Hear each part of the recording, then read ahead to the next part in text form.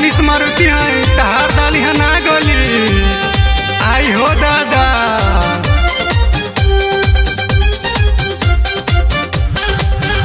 हल्के लतुर जवनिया बलटी के जैसे पनिया हाय रे दादा कर्जा काट ले बुका।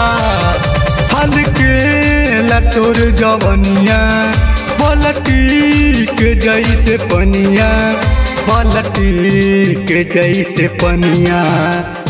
ठुमका लगावल कर डीजे पे मजा ले हबरानी तारी पी पी के। ठुमका लगावल कर डीजे पे मजा ले हबरानी तारी पी पी के।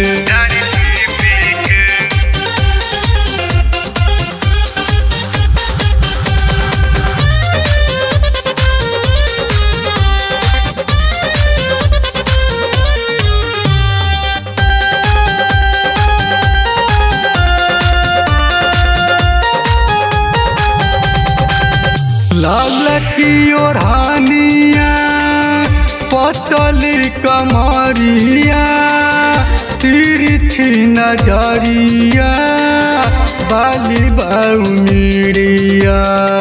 5 रुपया का चिकना दे दो हमरा के।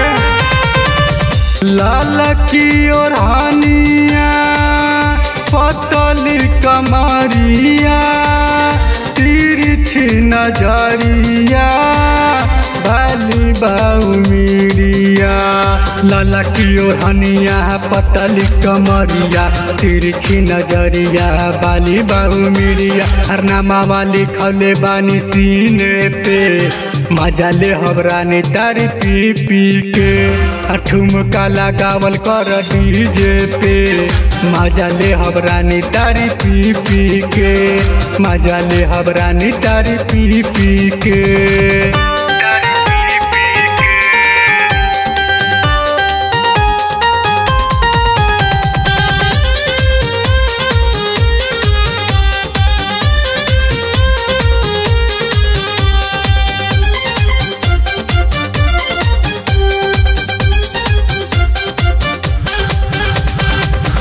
लइकन में झगड़ा हो खेलला फरा उड़लाई घाघरा बढ़ी जाला खतरा।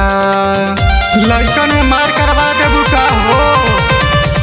लइकन में झगड़ा हो खेलला फरा उड़लाई घाघरा बढ़ी जाला खतरा।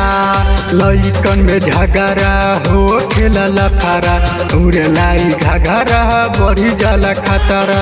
अगिया लगावता रूही के भर मजा ले हबरानी तारी पी पी कर।